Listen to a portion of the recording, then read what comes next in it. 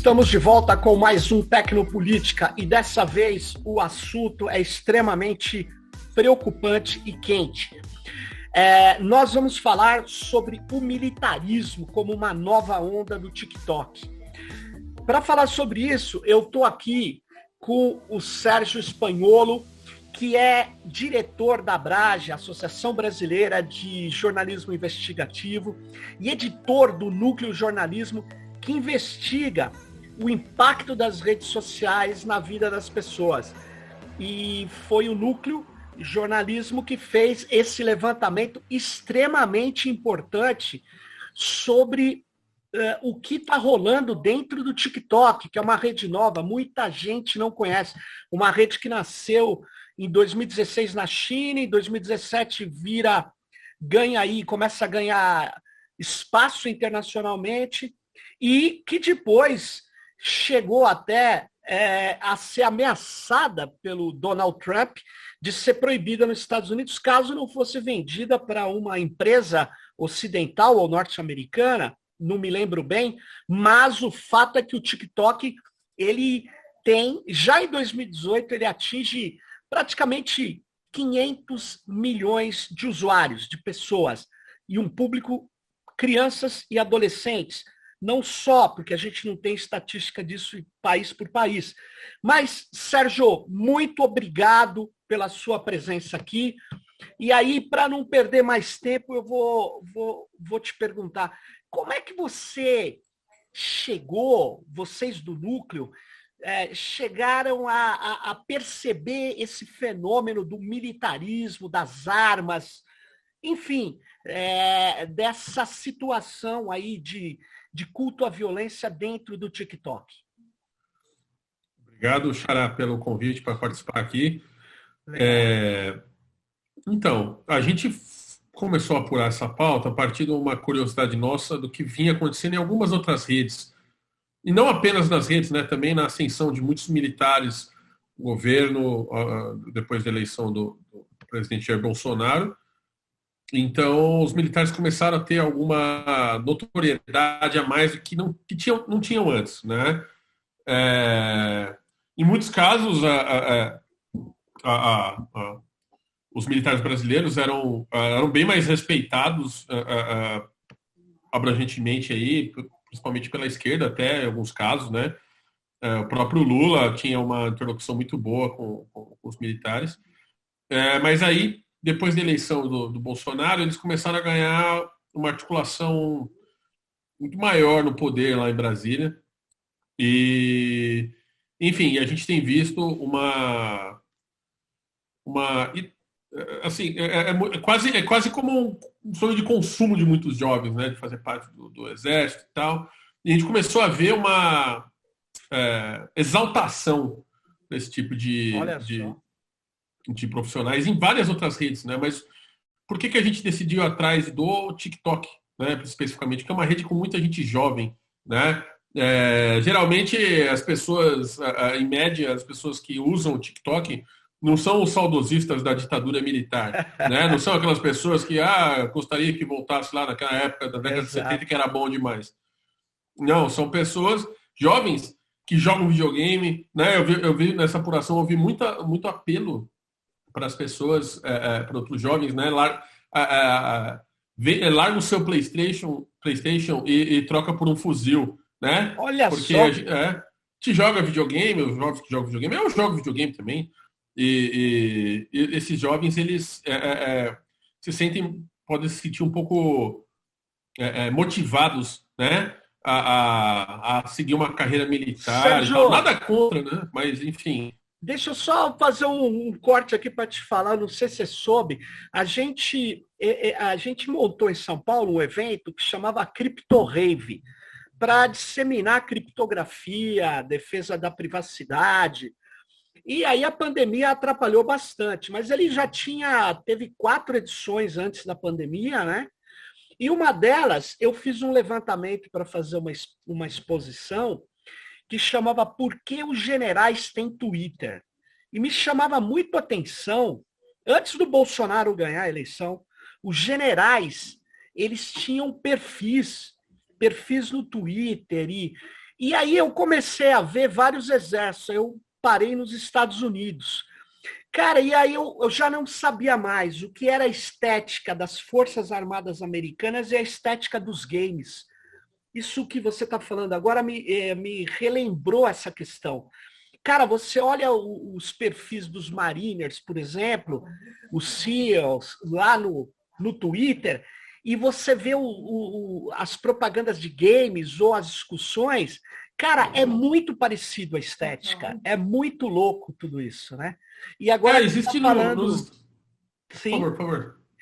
Sim, você estava falando que no TikTok essa molecada começou a ser atraída por isso, né?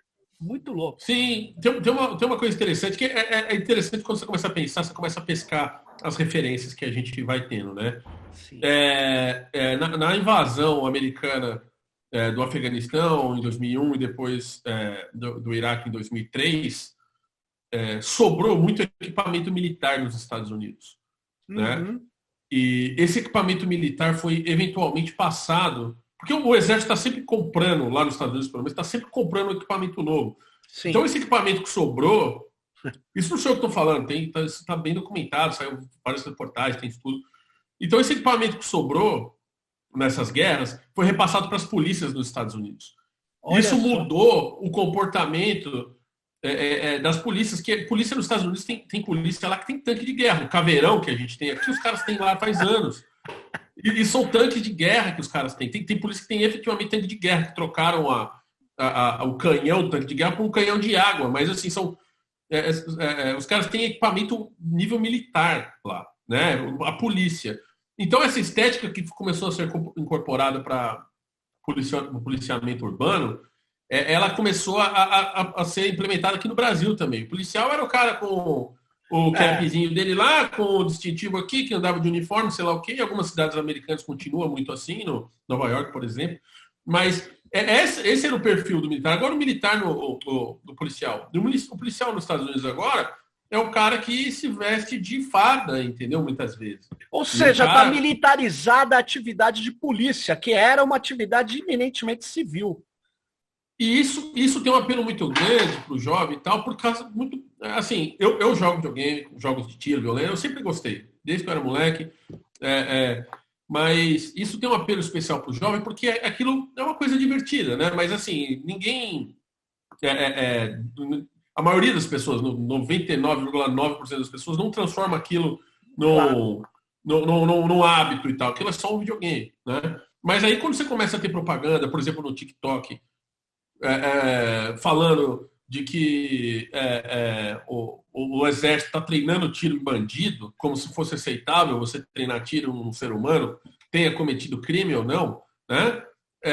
Isso pode ter essa banalização da violência, né? E essa gamificação do militarismo, isso passa para o jovem, né? E passa até para o adulto também, não vou falar que só o jovem é vulnerável, muito adulto também fica... armas e tal, né? Eu até entendo as pessoas que gostam de tiro como prática esportiva, eu respeito isso de verdade, assim, eu não acho que vamos banir arma e dane-se, né? Assim, tem até a própria Ilona Zabó lá do Igarapé, ela fala assim, né? O porte de arma, né? Não a posse de se levar a qualquer lugar, tem um sentido, fazendeiros, esportistas, né? O Brasil ganhou medalha de prata lá com o Felipe Bura nas Olimpíadas, né? Uhum. Então a gente tem que pensar nesse ponto também. Mas a partir do momento que isso sai dessa prática esportiva e começa a ser gamificado, como se matar pessoas, invadir favela fosse um jogo, né? Inclusive é ruim para os policiais, porque o policial está subindo lá e está tomando tiro e está morrendo também, né? E estão idealizando isso aí, parece que é uma coisa legal pra caramba. Isso é uma das portas de radicalização para os jovens. E o TikTok, por isso que isso é muito consequente no TikTok, né? O aumento desse conteúdo lá está servindo como isso, como propaganda para o jovem achar que tem que fazer isso da vida dele. Sérgio, eu li lá no site do Núcleo Jornalismo, né, que vocês analisaram 60 mil vídeos mostrando que existe essa exaltação às armas, à violência policial. Como é que vocês fizeram essa análise desses vídeos? Bem, quando a gente põe uma meta na cabeça, né, fala assim, vamos querer analisar esse fenômeno, né? E eu cheguei a esse fenômeno por acaso.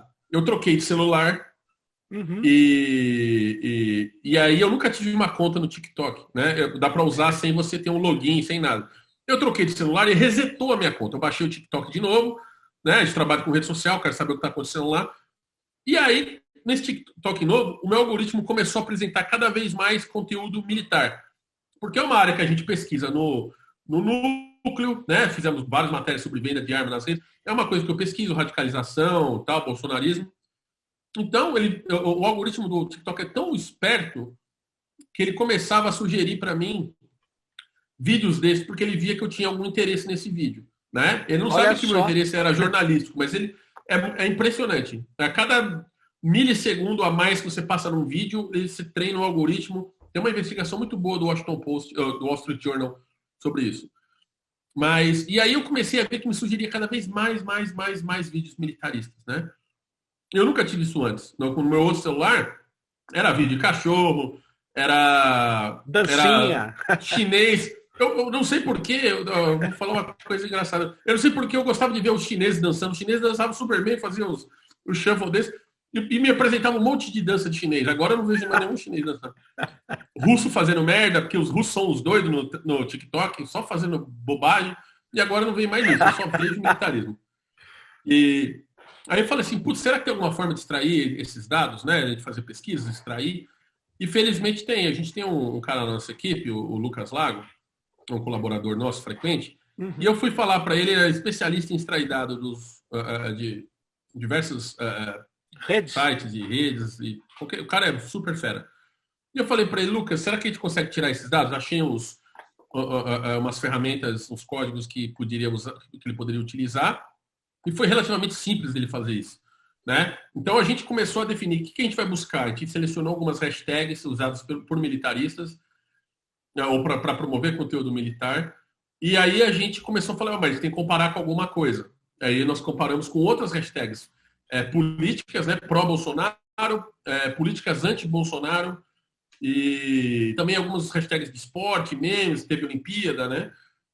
E assim, tem muito mais vídeo, em número de vídeos.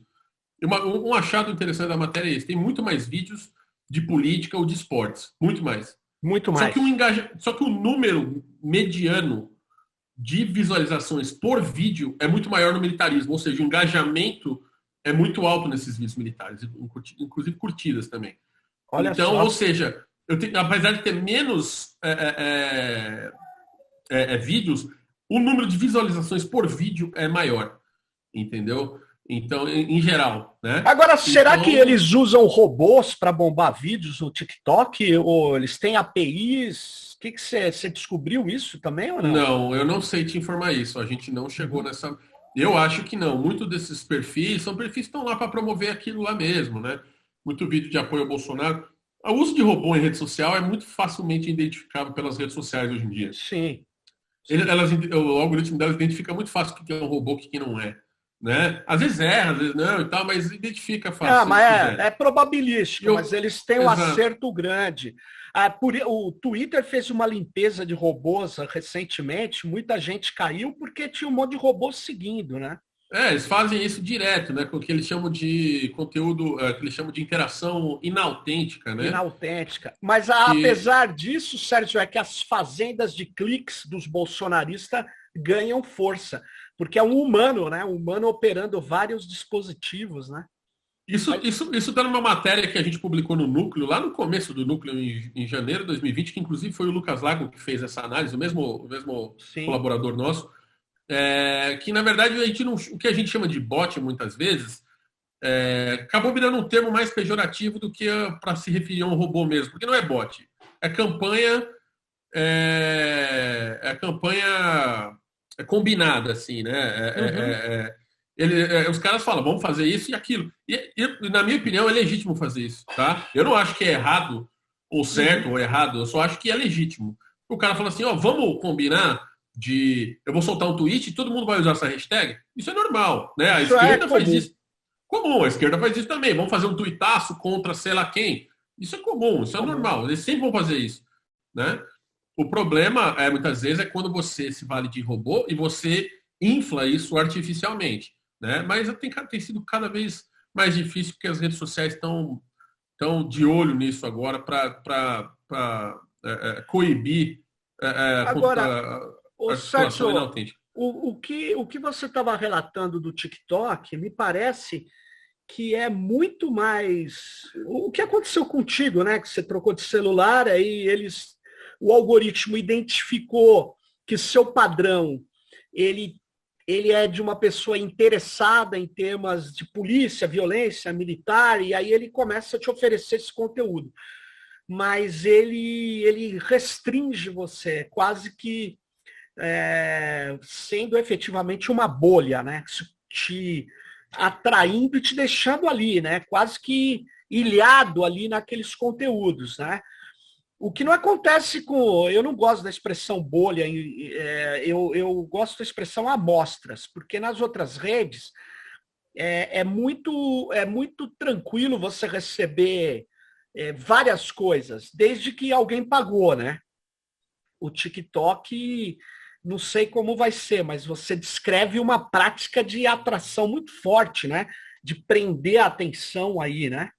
Eles são exímios nisso aí. Eles são muito, muito bons nisso aí. Eles sabem prender a sua atenção. Eles sabem prender a minha atenção. Todo mundo, até uma pessoa extremamente Preparada. atenta, Uhum. preparada, atenta a esse tipo de coisa, acaba sendo preso ali. O YouTube é a mesma coisa. O YouTube tem um algoritmo do YouTube, é muito bom de recomendar as coisas, né? Então a gente tem que estudar o efeito disso, como é que faz para sair das bolhas, né? Eu sei que você não gosta desse termo, mas é verdade. A bolha é tudo aquilo que te prende num ciclo que você não sai dali, né? Então, eu acho interessante nesse. Mas talvez o TikTok, né? E o que eu acho interessante no TikTok é isso. Ele te prende num looping infinito. Pelo jeito, assim. Obviamente, se você for ver, eu publiquei até um vídeo no Twitter. Olha como é que tá minha timeline agora. Assim, Entendi. 15 conteúdos que eu tinha ali, eram 2 ou 3 que não tinham a ver com militarismo, né? Ele sugere uma coisinha ou outra, às vezes, para você. Tem uma propaganda, sei lá o quê. Sim. Mas ele vai te servir aquilo que você se interessa mais. E a sua atenção é a métrica dele, né? Segundo essa investigação do Wall Street Journal. Mas você consegue baixar esses vídeos ou você só tratou tipo uma aranha que classificou os vídeos? Dá para baixar os vídeos. A gente não baixou os vídeos porque seria muito vídeo, muita coisa. A gente baixou os metadados e aí nesses metadados tem um link para os vídeos, né? Então a gente cita alguns vídeos lá no negócio, mas tem 60 mil, a gente pescou alguns ali, né?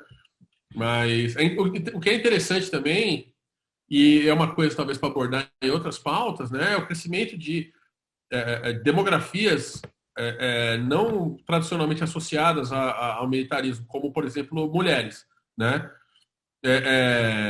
O percentual de mulheres de carreira militar é muito menor do que de homens, em CAPES é muito menor do que de homens, mas tem crescido bastante o número de influenciadoras nesse sentido, para atrair mais mulheres também. A gente falou sobre isso no Instagram. No Instagram a gente fez uma matéria, várias mulheres atraindo influenciadoras de armas atraindo outras mulheres para participar disso aí, né? Como se fosse a arma fosse um objeto de consumo, né? De desejo. Assim, né? Então é interessante notar essas coisas. E, Sérgio, vocês no núcleo atuam como, basicamente? Vocês tiram uma pauta a cada 15 dias, cada mês, e vai atrás de fazer essa investigação, em geral, em redes digitais, é isso? O núcleo, a gente investiga o impacto das redes sociais na vida das pessoas. A gente publica uma matéria por semana, na verdade. Ah, tá. A gente tem uma rotação constante, às vezes 2 matérias por semana. Né? Uma matéria, de vez em quando, sai às segundas-feiras, quando a gente tem algo para falar, que não vale a matéria grande da quinta-feira, mas toda quinta-feira a gente publica um conteúdo exclusivo nosso. Né? E a gente está concentrado em investigar especificamente isso, né? O impacto das redes e como isso está afetando não só o comportamento, mas economicamente as pessoas, a política principalmente também, tem uma eleição chegando, então estamos de olho nisso. Então a gente tem bastante ferramenta e bastante recurso para isso, né? Em falar em eleição chegando, Sérgio, você acha que o TikTok já é algo influente na opinião pública ou ainda é algo assim, isso aí é de entretenimento, uma brincadeirinha? Você acha que ele vai, ele tá já fazendo a cabeça da molecada ou isso não é possível? O que vai acontecer com o TikTok nas eleições? Já que ele é bastante, ele tem muita gente no Brasil já, muita gente. Eu não tenho número também, eu não tenho Eles uma não divulgam, pesquisa, né? não. Mas eu vejo pela molecada, eu vejo quanto mais jovens, eu sei que não é só jovem, mas os jovens pegou forte, né? Pode. Será que isso tem uma influência na opinião pública? Vai ter certamente na eleição? O que você está prevendo aí? Eu não tenho como te mostrar evidências de se Entendo. tem efeito ou não tem. O que eu posso dizer é, o político que quer falar com jovens, né, e quer atrair os eleitores mais novos, essa é uma plataforma que ele tem que estar, né? E tem alguns políticos lá, né? O Romeu Zema, o governador de Minas Gerais, tem uma conta lá extremamente carismática, né? E eu estou sendo muito irônico, aqui, tá? Cara, eu vi uma dancinha dele que eu achei ridícula. Eu postei uma vez e o vídeo deu quase 500 mil de views no Twitter, porque foi realmente. Foi 200 mil views, eu acho. Quase 200. Sei. Mas, assim, realmente pegou o imaginário das pessoas, o carisma dele. Mas, enfim, está sendo cada vez mais consequente para o noticiário. Não chega a ser o Twitter, né? O Twitter, o Twitter é uma rede social que pauta as outras redes sociais e, às vezes, até pauta a política nacional. Né? O noticiário, os outros veículos, muitos olham o Twitter mesmo, porque o Twitter é uma rede concisa, é uma rede que muito usada por jornalistas e políticos. Então, o Twitter é como o Zé Roberto Toledo lá da Piauí, da revista Piauí, do Foro de Teresina, fala, Sim. o Twitter é o termômetro do noticiário político, né? Que vai ser reproduzido, muitas vezes você vê print de Twitter em outras redes sociais. Né? Não, o Twitter é argumento na CPI da Covid. E queria lembrar, né, a armação para intimidar o STF, na época que o general-chefe do Exército era o Vilas Boas, foi via tweet. Foi o primeiro tweet lido no Jornal Nacional pelo William Bonner. Aquele que ele dizia que o Exército não ia aceitar qualquer coisa que violasse a Constituição. Eu não me lembro dos termos, eu me lembro que era uma ameaça a um possível, sei lá, habeas corpus ao Lula, alguma coisa assim. Absolvição no julgamento, né?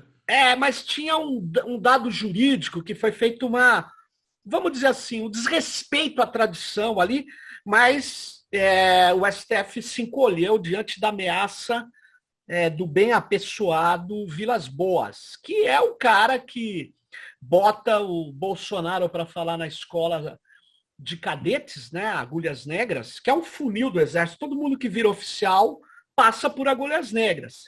Pode parar, não chegar nas escolas mais superiores, mas ele passa. E o comando do Exército não deixa ninguém fazer discurso na Agulhas Negras se não tiver autorização do... Porque ali é um negócio assim, decisivo para eles, né? A formação dos seus jovens oficiais, né? Enfim, mas isso é uma outra coisa. O Exército, efetivamente, grande parte dos generais apoiaram o Bolsonaro, ou todos eles, não sei te dizer, porque eu não tenho essa informação, né? Mas eles estão no Twitter. E me chamou muita atenção, que depois eu até fiz essa exposição, não sei se tem a ver com essa exposição, acho que não, mas tinha um general, o Sérgio, que todo o perfil dele no Twitter estava escrito em inglês, toda a descrição. Eu falei, porra, mas o que um general brasileiro quer falar para quem, né? Ele descreve, ele quer falar para os americanos, é isso? Quer falar para fora do país? Chamava muita atenção isso. Mas, enfim, eu concordo com você. O Twitter é uma coisa, é um pautador, né, das demais redes, até da imprensa, da política atualmente, né? E o Instagram, Sérgio? O Instagram é uma rede um pouco mais limitada, ela não permite compartilhamento de links, por exemplo, né? Então, é uma rede muito usada para como influência mesmo, né? Para venda de produto, para conversão de pessoas para alguma, por favorecer muito a imagem, né? Para conversão de pessoas para alguma ideia ou ideologia, ou enfim, né? É uma rede muito propícia para isso, mas ela é uma rede ruim para você pautar outras redes, muitas vezes, porque, pelo menos politicamente, né? Porque ela é uma rede que o formato não favorece tanto o debate, né? Os comentários são um pouco mais difíceis de ver, não tem link, tem limite de caracteres. O Twitter, ele favorece muito a lacração, aquele comentário curto que vai mandar uma mensagem direta e muitas vezes sem contexto, muitas vezes que isso a esquerda faz muito também, mas a direita também. Então, assim, fica aquela zorra, né? Então, muitas vezes você vai ver, o negócio faz sentido, porque se chegar um cara da extrema-direita e falar assim, querem acabar com a nossa água, proteja a nossa água na Amazônia. Você vai discordar disso? Não, tem que proteger a água. Só que, assim, lacrou e vai bombar. Quem que é contra proteger recursos da Amazônia? Ninguém é contra isso, né? Vamos, entra aí. Da mesma forma, a esquerda fala isso. Critica, né? Vamos acabar com o fascismo no Brasil. Claro que vamos. Quem vai discordar? Então vai lá e dá um monte de... Então a lacração é uma simplificação do debate. Isso ressoa muito no Twitter. Por isso que o Twitter tenta pautar as coisas, né? Se o Bolsonaro chega lá e fala, não aceitaremos interferência, lacrou, pautou o noticiário inteiro com isso, né? Entendi. Então, enfim, é muito... a simplificação desse debate tem consequências também e leva para outras redes. No Instagram é muita foto, é muito... e tal, manda mensagem, também pode ser usado para isso, mas no Twitter o formato favorece a amplificação daquele conteúdo. Né? Você já chegou a fazer algum levantamento? Vocês fizeram sobre o Facebook? A gente já fez bastante coisa sobre o Facebook. Assim, o Facebook muita gente acha que o Facebook morreu. A gente tem até uma pauta que a gente publicou em outubro de 2020, que é basicamente o Facebook não morreu, né? O Facebook ainda tem grupos no Facebook com 500 mil de pessoas falando sobre auxílio-benefício e sei lá o quê. Tem gente vendendo arma no Facebook. Tem um grupo que eu tô... Eu morei em Curitiba há alguns anos e tem um grupo que eu tô... Tem 70 mil pessoas que os caras vendem praticamente tudo lá. Tudo. Eles vendem material de cozinha, celular, carro, e computador e faqueiro completo. Eu quero fazer uma matéria um dia sobre isso. Mas não são as feiras do rolo que a gente chama, não, né? Cara, quase uma feira do rolo. É impressionante. E aí, outra coisa, então. Outro dia tinha um anúncio lá, eu quero saber como é que eu instalo uma cozinha industrial na minha casa. E tem 80 comentários, entendeu?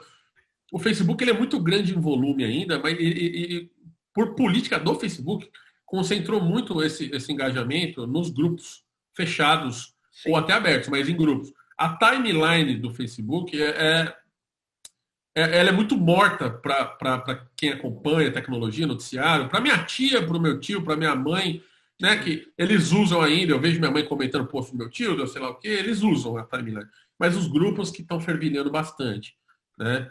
Então é outra dinâmica. Então você vai vendo que cada rede, talvez até para não competir, né? O Facebook não quis competir com o Instagram, que é do próprio Facebook, que também não quis competir com o WhatsApp, né? Que é a mensageria. Que também é do Facebook. Que também é do Facebook, e não quis competir com o Twitter também, que tem outra dinâmica de timeline, sei lá o quê. Então você vê que cada rede tem uma qualidade e uma classificação diferente. E muitas vezes sair coisas muito legais e muitas vezes saem horrores de lá. Né? Em 2019, Sérgio, a pesquisa do CETIC-BR, que é o órgão de pesquisa do Comitê Gestor da Internet no Brasil, é uma pesquisa feita já há mais de 15 anos, constatava que 74%, eu acho, dos brasileiros que têm acesso à internet tinha perfil no Twitter. Não considerava se era ativo ou não, mas é um número extremamente expressivo. O Twitter não, no Facebook. O Facebook eu estava estranhando esse dado. Não, aí. O Twitter é 9%, praticamente. De quem tem acesso à internet, Depois da eleição do Bolsonaro, cresceu um pouco. O Bolsonaro trouxe. Mas eu, pelo que eu vi, o último, 2019, eu ainda era 9%. Mas é o Enfim, primeiro ano do Bolsonaro, mas acontece que assim. é o que você falou. Ele tá lá com os políticos, formadores de opinião, jornalistas. E é extremamente ágil para você divulgar um fato, né? Ou uma desinformação. Mas por falar em desinformação, quando o WhatsApp, como é que você pensa a cobertura nele? Você já conseguiu fazer um levantamento preciso dentro do WhatsApp com o núcleo? Não. O WhatsApp é uma caixa preta mesmo, até porque ele foi feito para ser, né? Sem dúvida. E isso não é, de novo, isso não é bom, não é ruim, né? Tem muita gente que acha que isso é bom ou ruim, mas na verdade a gente precisa de comunicação segura. Eu não quero ninguém violando a criptografia das minhas mensagens, né? Nem que eu esteja falando com a minha mãe, né? Sobre um presente que eu vou dar para minha irmã de aniversário, sabe? Eu não quero que ninguém saiba nada disso. Então tem um motivo para ser daquele jeito, né? O problema é que é uma ferramenta que acaba sendo usada para coisas que a gente não gostaria que fosse usada, como desinformação, atividades legais e sei lá o quê. Né? O WhatsApp andou dizendo que tinha bloqueado essas distribuições, né, de uma mesma mensagem para mais que tantos perfis, sei lá, tantas contas. Mas ocorre que, é a minha opinião, tá? Eu acho que o que estão usando e vão usar cada vez mais é o WhatsApp Business, que não tem limitação e nem criptografia, ponta a ponta. O WhatsApp Business... mas tem limitação, sim. O WhatsApp Business tem limitação. Mas acho que é 15 mil disparos. Ah, é? Não, eu sou o Magazine Luiza. Eu tenho uma promoção, você já comprou, certo? Você está no meu número. Eu disparo para a promoção para... Mas tem uma coisa, né? Para você fazer esse disparo com o Magazine Luiza, você tem que pagar a API Premium deles e aí você precisa se registrar com eles. Para a política vai ser muito mais difícil fazer isso. Essa limitação que o WhatsApp fez no encaminhamento ajudou significativamente a reduzir... Isso são dados deles que eles falaram, né? Mas ajudou a reduzir o montante de encaminhamentos pode ter reduzido, porque de fato uma pessoa qualquer queria distribuir. Agora você vê os empresários que apoiam o Bolsonaro vão usar. A campanha do Bolsonaro não é centralizada, ela é distribuída. Essa que é a questão. A Justiça Eleitoral fica em torno do comitê de campanha, de candidatos, e, na verdade, quem faz campanha não é só o comitê, você sabe disso, não é só o político. Claro, mas aí entra na questão de campanha coordenada, e aí não tem o que você possa fazer, né? Se as pessoas, se os entusiastas do Bolsonaro ou do Lula, qualquer um, quiserem sair disparando, eles vão disparar, aí não tem o que fazer mesmo. Mas eu estou dizendo pagando, que nem você falou, a API tem que pagar. Não, mas os caras pagam. A campanha... Eu me lembro de um cara, eu nunca mais vi, eu não sei se já ouviu falar, de uma pessoa que se chamava João Revolta. Tinha um canal em 2014 que se chamava TV Revolta. Não sei se você chegou a ver. O nome não me é estranho, mas se eu falar para você que eu sei quem é, eu vou estar mentindo. No YouTube tinha 3 milhões de likes. Aí desaparece. Hoje é um cemitério de perfis, sei lá. Eu nem sei se está lá ativo ainda. Mas eu me lembro, eu fui chamado na época para fazer uma análise, que ele cresceu de 1 milhão em 2 meses para 3 milhões. Eu falei, só pagando. Só pagando. Ele, não, o crescimento vegetativo. E dito e feito, era um perfil para atacar uma determinada linha política. É isso, tem muita grana nessa parada que a gente não sabe, né? Tem, eu acho, né? Nas redes a coisa é complicada. E no TikTok, você percebeu conteúdos pagos bombando ou ainda é uma coisa que a gente poderia chamar de orgânica, hein, Sérgio? Eu não sei dizer. Os conteúdos que eu vi, eu tenho quase certeza que não eram pagos, tá? Não eram publicidade. E eu não vi nenhuma publicidade militarista, assim, né? Mais varejo e coisa assim. Você viu mais a adesão dos caras, um policial. Exatamente. Olha só. Então, uma coisa interessante, né?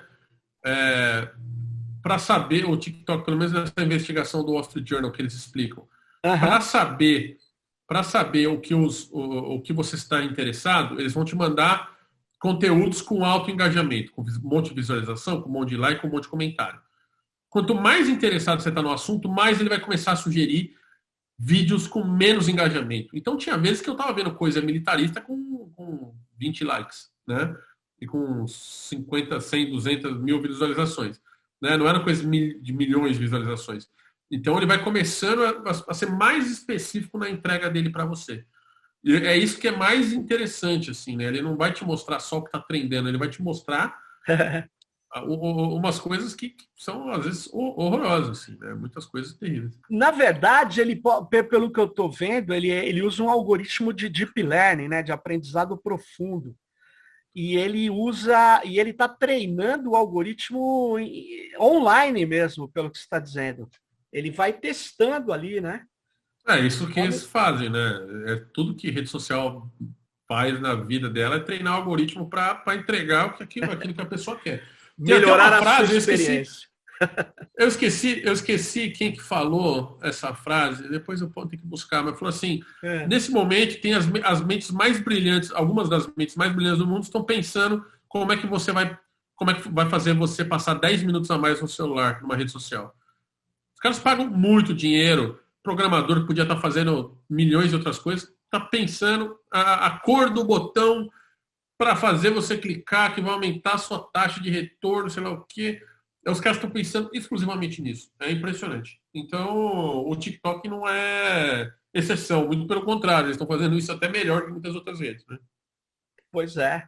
E eu achava difícil o TikTok se expandir pelo planeta por ter uma origem chinesa e por ter a barreira da língua para quem programa para o TikTok. Mas eles devem ter contratado gente do mundo inteiro, né?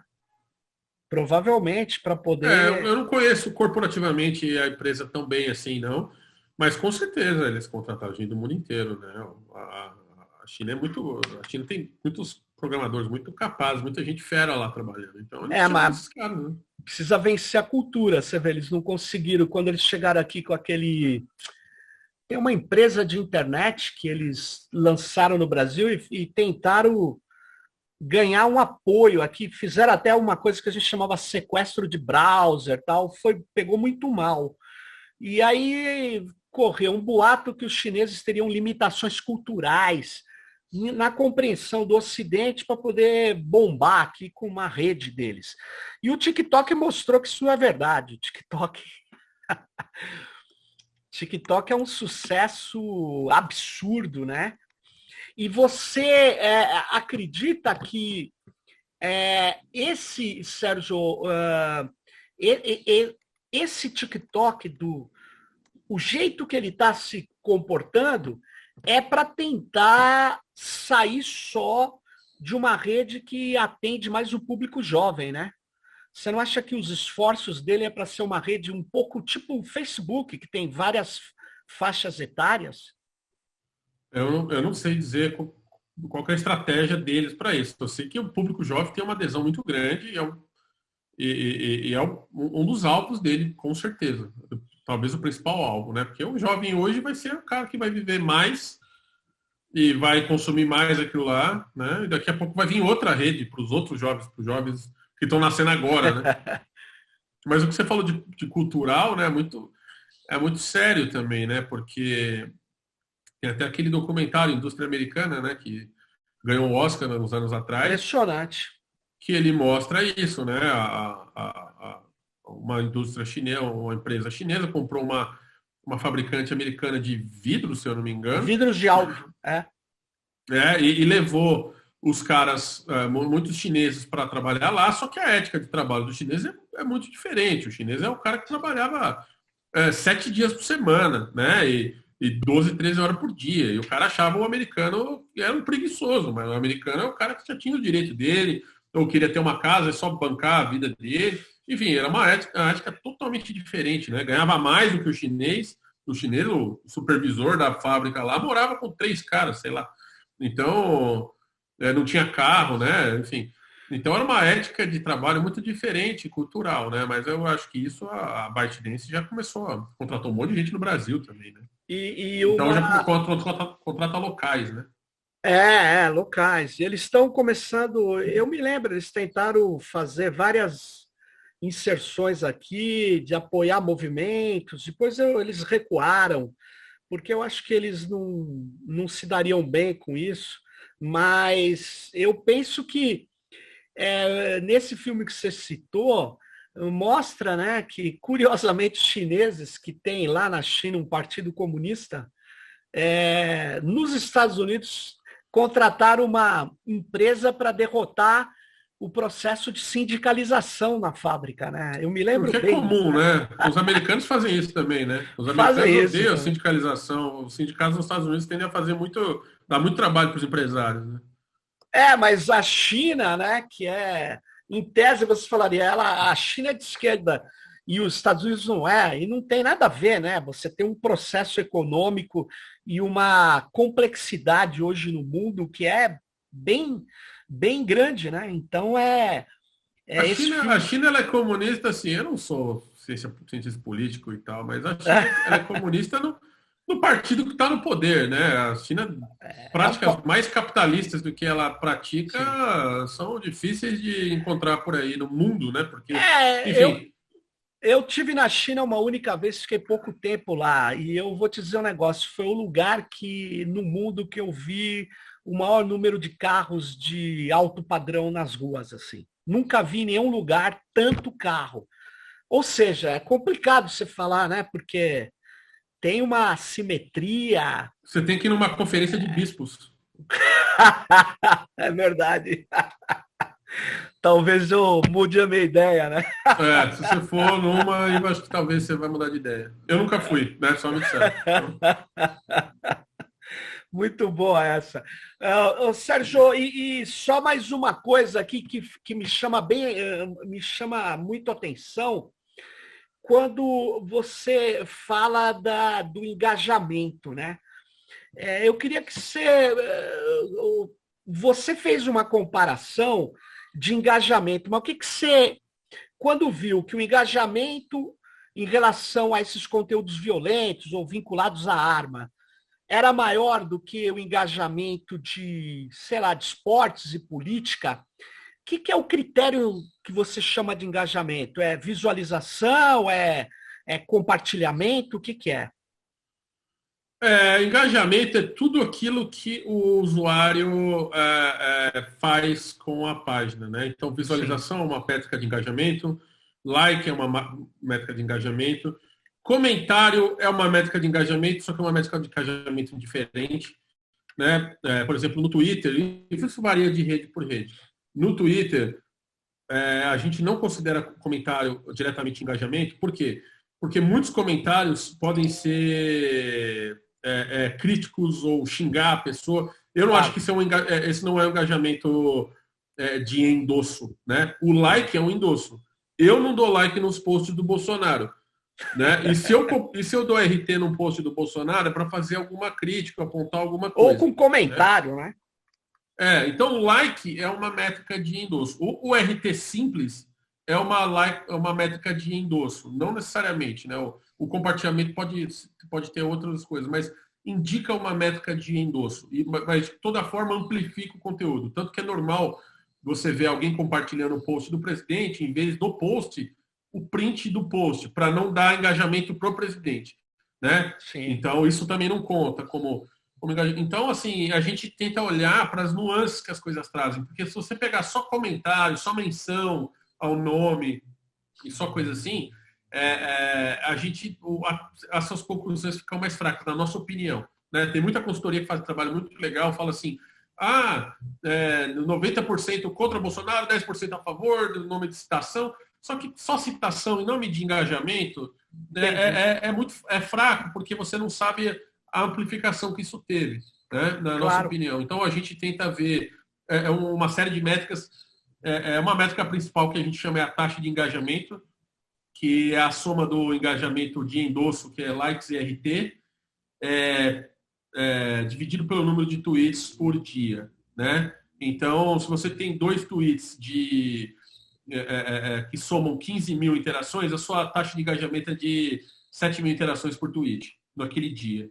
Né? Então, a gente Sei. acha que isso é uma métrica que traz um pouco mais a essa questão da influência, né? do engajamento, da ampliação da popularidade do conteúdo online. Né? E, Sérgio, para a gente encerrar aqui, cara, tem uma discussão muito forte de regulamentar ou regular a atividade dessas plataformas. Todas elas, independente de ser Facebook, ou Google, YouTube ou TikTok. Você, no seu dia a dia, você acha, primeiro, necessário e segundo, viável regulamentar ou regular legalmente, ter controle democrático, não é de conteúdo, tá? Controles sobre essas plataformas? Essa é uma pergunta bem cabeluda, assim, né? Acho que advogados saberiam responder essa pergunta muito melhor do que eu. Eu não sei se eu sou a favor de uma regulação direta. O que eu sou a favor é dar uma regulação tipo o Marco Civil da Internet, né? Que diz o que tem que... o que está em jogo no big picture, assim, no grande cenário, né? E as redes, elas têm que ser adimplentes a isso, né? Então, e tem que ser... Eu não sou a favor de ter um fiscalizador, o que tem que fazer e tal. Acho que as redes também têm que ter a responsabilidade pelas coisas que elas promovem, né? Por exemplo, tem muito discurso de ódio em rede social até hoje. Então, é uma questão de política das redes sociais. Não sei se também vai caber ao governo ou uma instituição pública falar o que é discurso de ódio ou o que não é. Claro. Mas, ao mesmo tempo, as redes sociais precisam definir o que elas querem que seja publicado lá ou não, né? O que é aceitável e o que não é, né? Muita gente é a favor, muita gente séria é a favor do voto impresso, ou que eles estão chamando agora, tentando emplacar como voto auditável, né? Ou ter alguma forma de validação impressa do voto. Tem muita gente séria que é a favor disso. E faz sentido dentro da pesquisa. O que não dá é usar isso como uma ferramenta para destruir a democracia, né? Então, claro, as redes sociais precisam entender essas nuances, né? E a gente entender como é que faz isso. É difícil, né? Eu não vou mostrar simpatia para redes sociais que ganham bilhões e bilhões de reais, ganham PIBs de países de faturamento por ano, mas eu tenho que admitir que é uma coisa muito difícil de se fazer. E não importa o que eles fizerem, eles vão desagradar alguém, de um lado ou de outro. É que eu até, só para, assim, dar uma opinião, para o seu, assim, quando uma rede social que é operada por algoritmos, a gente não sabe os parâmetros desses algoritmos, eles são opacos. Você pode imaginar uma outra coisa, você pode imaginar, mas a operação desses algoritmos, elas seguem os interesses dos donos dessas plataformas.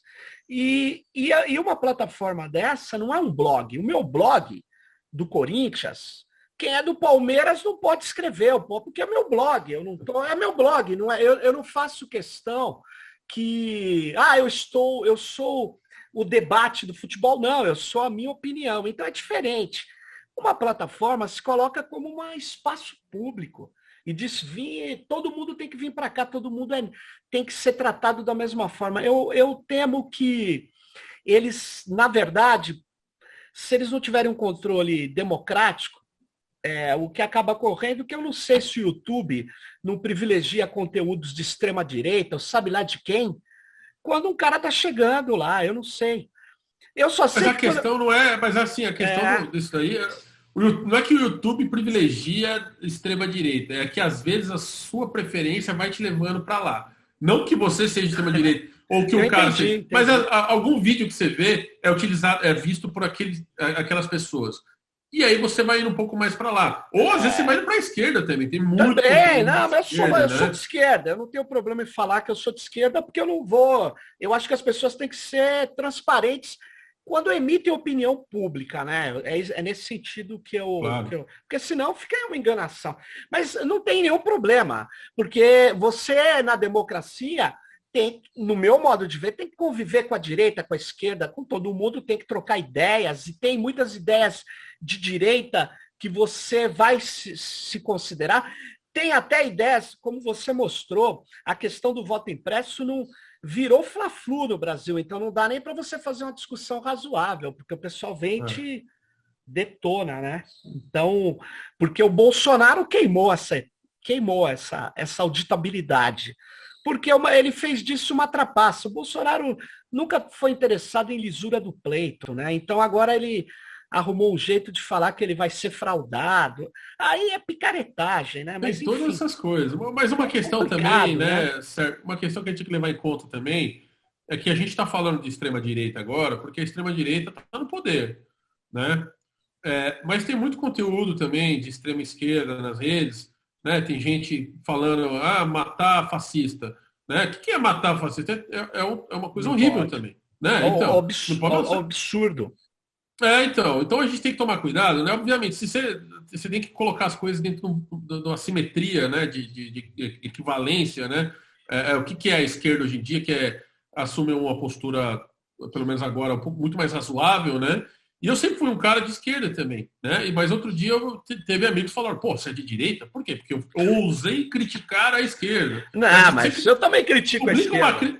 Publica uma crítica pro Lula no Twitter, para você não ver, que vai falar assim, eu sou fascista, eu sou bolsonarista. Então, isso que virou as redes sociais, viraram uma polarização que muitas vezes... Na verdade, Sérgio, eu concordo. Mas é outra discussão. Eu ainda vou fazer um episódio para discutir aqui, que eu acho que o que existe nas redes sociais é a espetacularização. O Guy Debord, em 1968, mais ou menos, lançou um livro que chama A Sociedade do Espetáculo, que diziam que isso aí está ultrapassado. Eu nunca vi nada mais atual do que a espetacularização.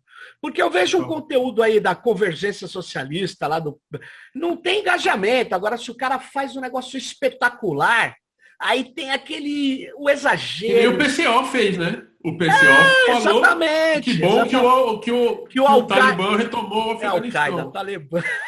O Al-Qaeda é capaz de ter falado.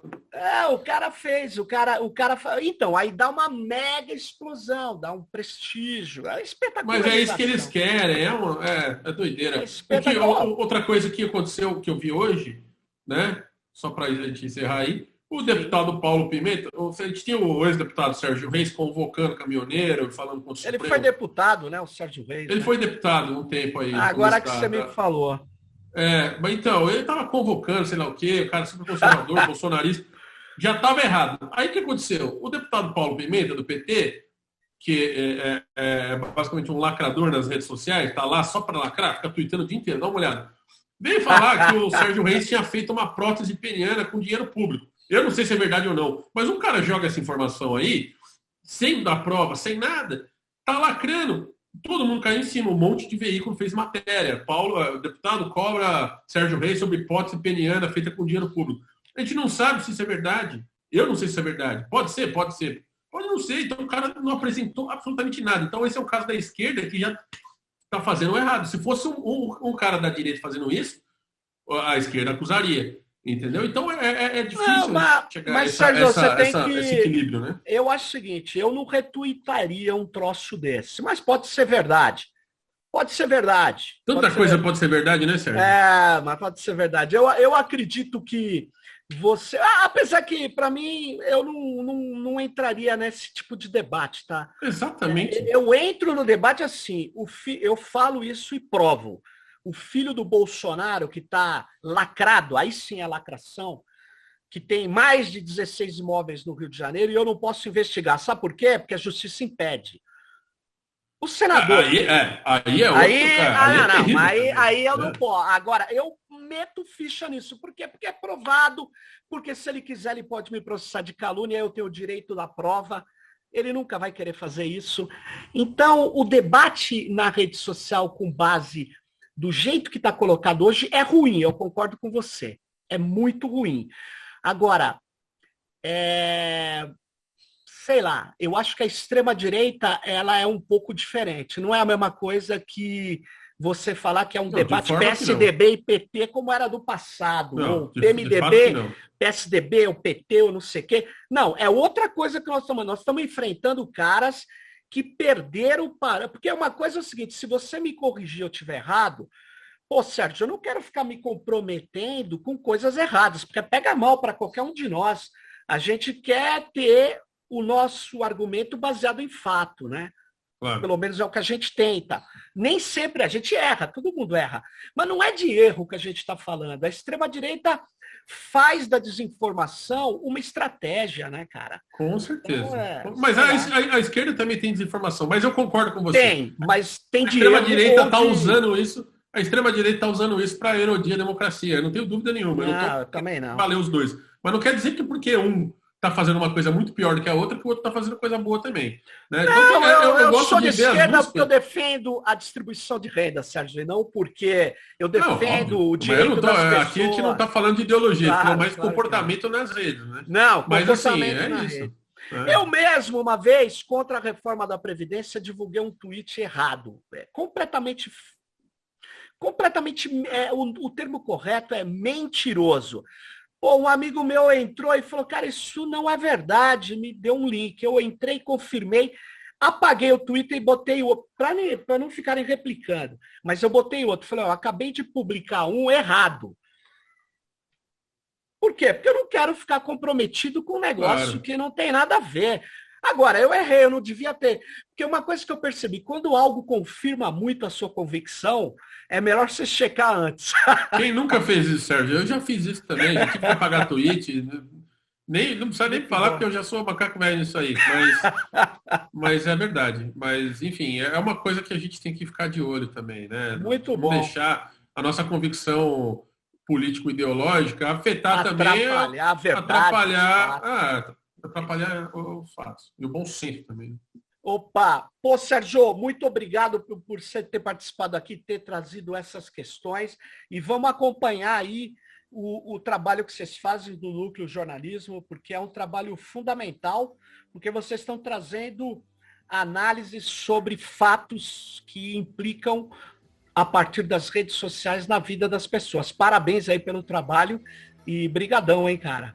Valeu. Obrigado, Sérgio. Eu agradeço o convite. Opa, valeu. E fique ligado no próximo Tecnopolítica. Até mais, pessoal.